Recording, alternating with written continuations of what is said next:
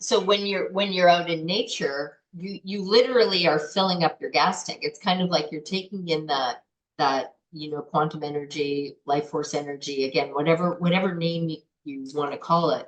You're taking it into your energy field, and it's going into your energy system, which is then feeding and nurturing your physical body. So when you're in nature, that's why when people, they might be exhausted, but they go out in nature and they feel energized, but not like, like that. It's filling up your life force energy gas tank. If you are like overly stressed out, it calms you down. So it's both calming and energizing at the same time. It's balancing. So that healing energy that you can be, like you're going to get that feeling even at nighttime when there's no sunshine. So it doesn't depend on the sun shining for you to be picking up that quantum healing energy from nature.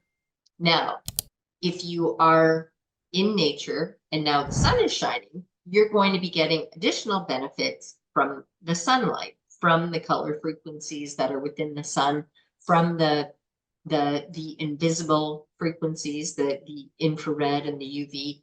All of them have healing properties. So whether you are getting them directly on your skin or you're being bathed in them, even if you're wearing clothing, they have healing benefits on their own. So they're like two separate things. Like I said, you're still going to get those healing energies at night when there's no sunshine. So if you're in nature. Now, what I was talking about before, the low vibration frequencies in somewhere like, I use New York City because most people can kind of relate, they've seen enough movies where it's like that chaotic and people bustling and hustling and, people are irritable often because everybody's like in a hurry to get somewhere and people are just, you can't help but pick up on that energy. So people are more, in my experience, more irritable when they're in big cities like that. And they're running on a lot lower life force energy because instead of charging up your life force energy, those chaotic energies are literally siphoning it off. So it's like somebody sticking a straw in your life force energy gas tank, but not just one straw, hundreds of straws. So you're in that chaotic environment and you're constantly being depleted. So even if you're laying in sunshine, you're not charging up the life force energy gas tank in that way because it's getting depleted. That's why I'm talking about a net negative effect. So sunshine, yes, is going to be universally a good thing to be laying under, obviously in moderation. Don't overdo it. It's like, it's the same thing. Sometimes people, and people have been conditioned to believe that sunshine gives you cancer and it's like, don't go under sunshine, it's going to give you cancer. That's all propaganda by, big pharma. They don't want you being healthy and independent and strong. The healing energies in sunshine are phenomenal. And the research shows, this is another thing that I started teaching about, decades ago. The research shows that the more you avoid sunshine, the more likely you are to die of anything, all-cause mortality.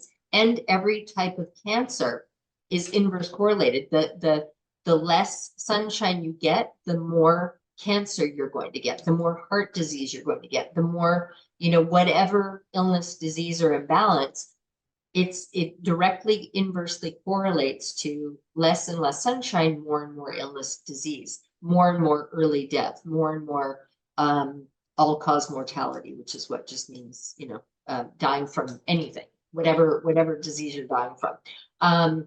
So getting more sunshine is actually a very good thing.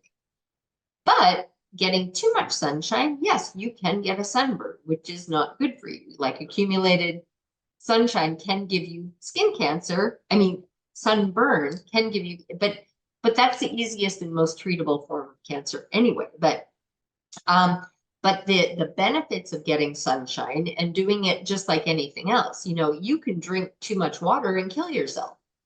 It's called drowning. But even drinking too much water, just drinking it, consciously drinking it is not good for you. Too much water is not good for you. eating too much food is not good for you. It doesn't even matter. I mean, if it's clean, healthy food, but eating too much of a quantity of anything is going to be bad for you. So everything in moderation, you know, eating too many tomatoes, like you can get an intolerance for tomato, anything. You can develop an intolerance and a health problem related to anything that you are consuming in excess. And that includes sunshine.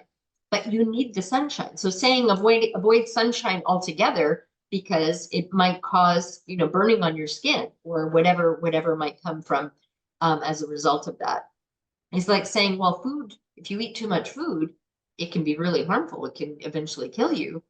Then don't eat any food, you know? Okay, well, I'm going to die from not eating food. You literally can die from not getting any sunshine. That's what I was talking about. The less sunshine you get, the more likely you are to get illness, disease, or anything from any across the spectrum of illness, disease. So the brainwashing to, you know, that's been a very effective campaign for several decades now since Big Pharma really got in, but you know, the push about avoid sunshine, put on toxic sunscreen that become carcinogenic. And a lot of people don't know this, but those very toxic sunscreens become carcinogenic when they're exposed to sunshine. So you're putting things on your body that are going to cause cancer, and you're blocking the healing rays of the sun at the same time. So you're doing a double whammy effect.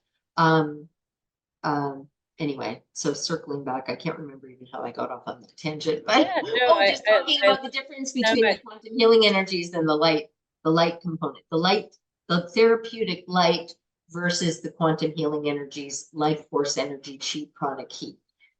Think of them as two different things, but they do work in unison and in harmony with each other. But like I said, you can get the quantum healing energies at night, even when there's no sunshine. You can get healing energies from sunshine, even being in a toxic environment like New York City. But again, the ultimate is to get both of them at the same time, and that's what the REDjuvenators have, the quantum healing energies together with the light therapy component. What you see is the light component, but what you feel is the life force energy component. That's why when people start using them, they're like, oh my God, I feel like, and I've used other light therapy devices that do not feel like this because they don't have the quantum healing energy aspect. They just have the light aspect. So, and a lot of light therapy devices actually emit high levels of toxic EMF, electromagnetic frequencies. So they actually are making you worse while you're getting, it's like the net negative effect of being in New York City. Using some light therapy devices are actually going to give you a net negative effect, which is why, and there are a lot of them, and I started, you know, when people started promoting these giant industrial plant grow lights, or like very, you know, intense light, which are basically just industrial plant grow lights rebranded as light therapy devices. And people, they started coming out a handful of years ago, which were the precursor to pushing me to launch my own light therapy quantum healing line because of that, because of the harmful devices that were coming out on the market, that when I'm telling them, it's like, this is going to be making sick people worse. And in fact, that proves to be the case. So those light therapy devices actually make people who are already depleted get even more sick and out of balance. So that was how I ended up being pushed by the universe to create the REDjuvenators in the first place, because it was my teachings about the healing effects of color and light that created the whole light therapy industry to start with. Because as it started spreading and people started realizing, oh, there's benefits to light, and we can, you know, get these light devices and rebrand them as, you know, light therapy that were being used for growing plants. And anyway, so now there's a huge, if you haven't heard of light therapy, you've been maybe living under a rock, but there are more people these days that are still finding out about it. But and that's how then people find out about my teachings after diving and going down rabbit holes on the internet sometimes. But anyway, does that sort of answer your question about the difference between the, okay. 100%. Okay, good.